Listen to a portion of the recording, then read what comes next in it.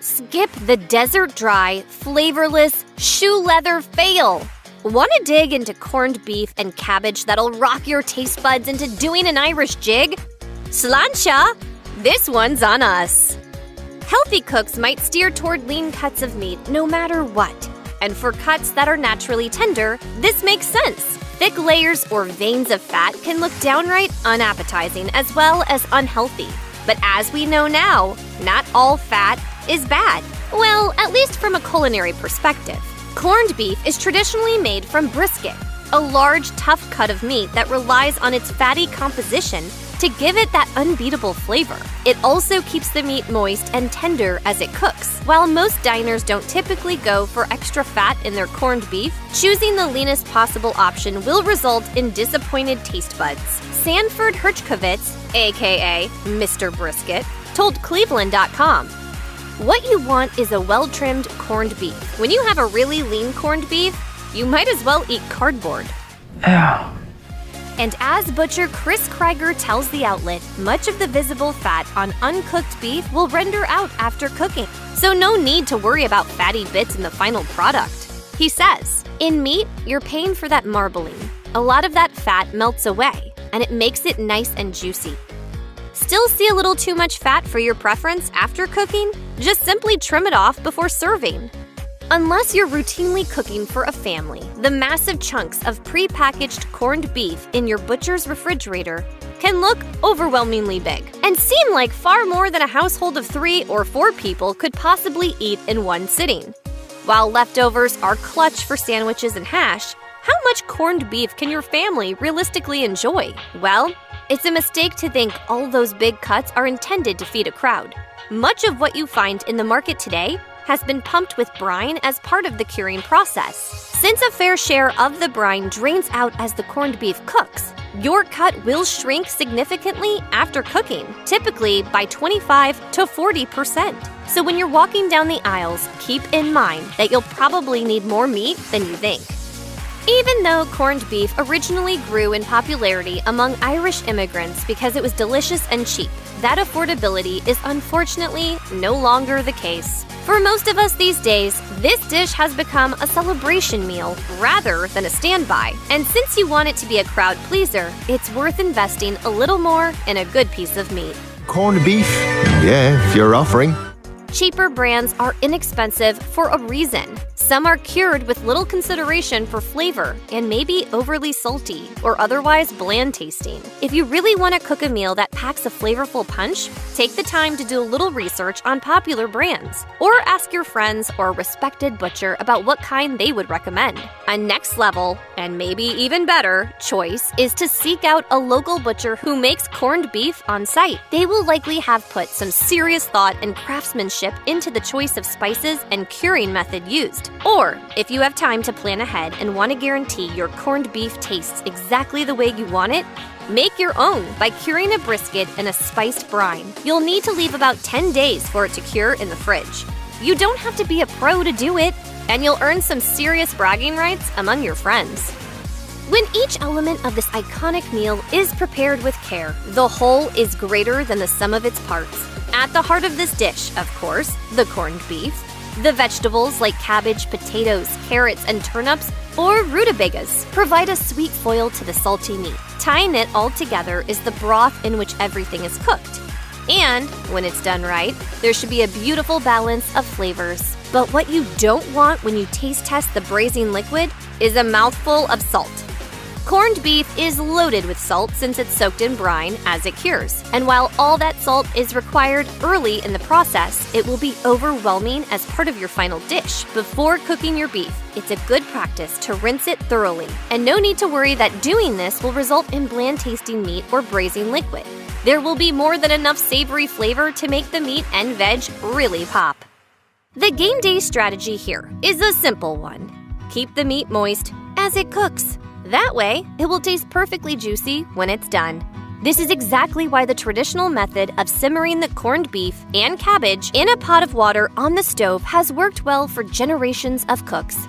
It's low maintenance and just requires checking it occasionally to ensure the water hasn't evaporated. Plus, it utilizes tools you'll probably already have in your kitchen. Still, if you're used to prepping other cuts of meat by pan-searing or roasting them, the idea of submerging a large, expensive cut of beef in a pot of water might seem a little old school. Trust tradition. We promise it works. You're not going for that crusty, caramelized exterior of a roast or steak. But if you're patient, you'll get deliciously fork-tender, flavorful meat as long as you keep the beef fully submerged. I'm cooking dinner right now. Same rules apply if you're using an Instapot or slow cooker. If you open a vacuum-sealed portion of corned beef and find a little packet of peppercorns and spices, it's not there by accident.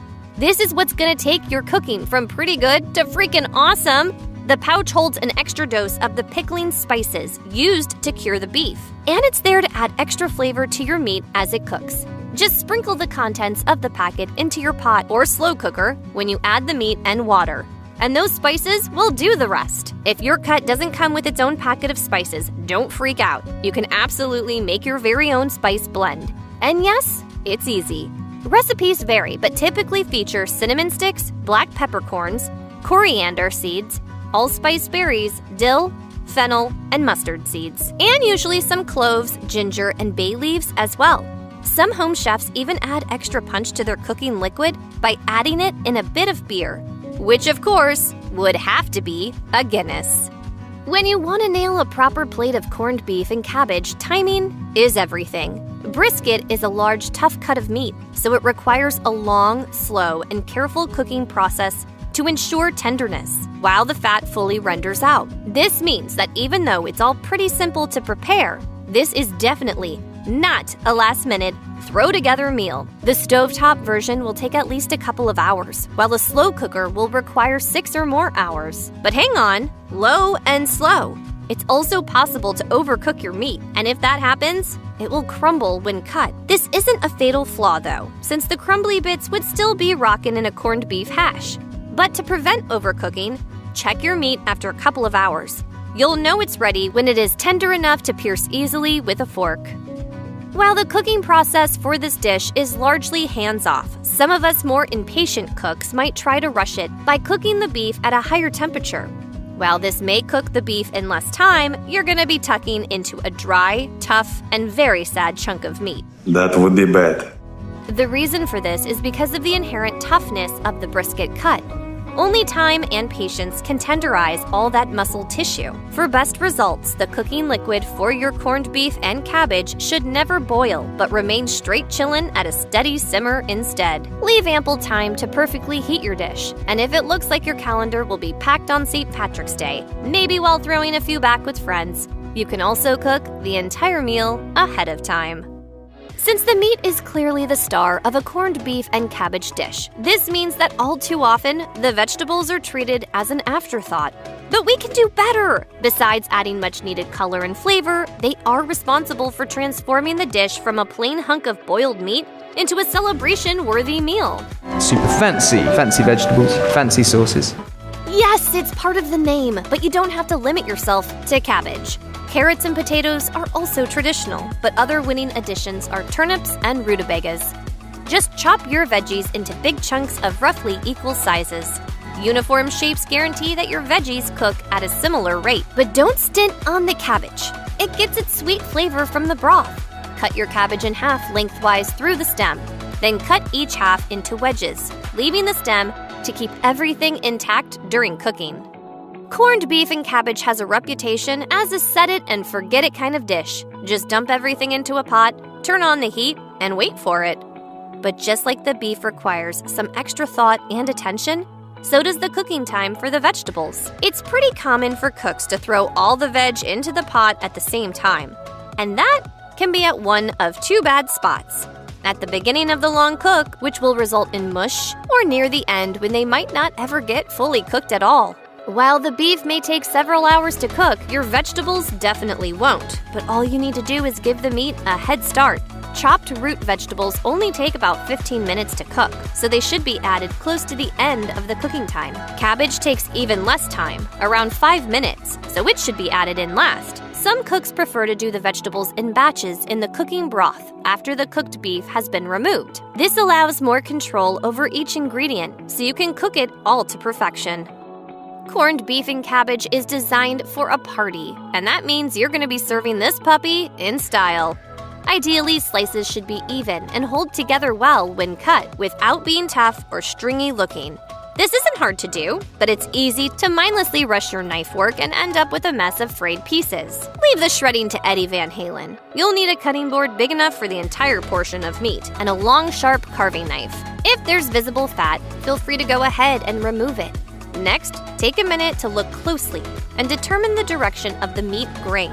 You'll want to cut against the grain so each slice looks its best and boasts an appealing mouthfeel.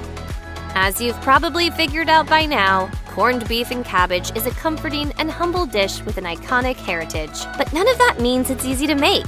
Seemingly tiny details in timing and cooking temperature can make the difference between a meh or a marvelous meal. While it doesn't require a whole lot of hands-on effort, the process requires patience and attention. And that doesn't end when you turn off the stove. Wait, what? Of course it all smells amazing. You're starving and everybody wants to eat. But one last step can make a huge difference. Letting the meat rest before you slice into it. This small bit of time allows the cut to reabsorb its juices, retaining tenderness rather than leaking out onto your cutting board. This will not only give you better looking slices, but they'll be far better tasting too. You've put in the time, you've mastered your old world Irish meat craft, and now you can dig into your very own Instapot of gold at the end of the rainbow.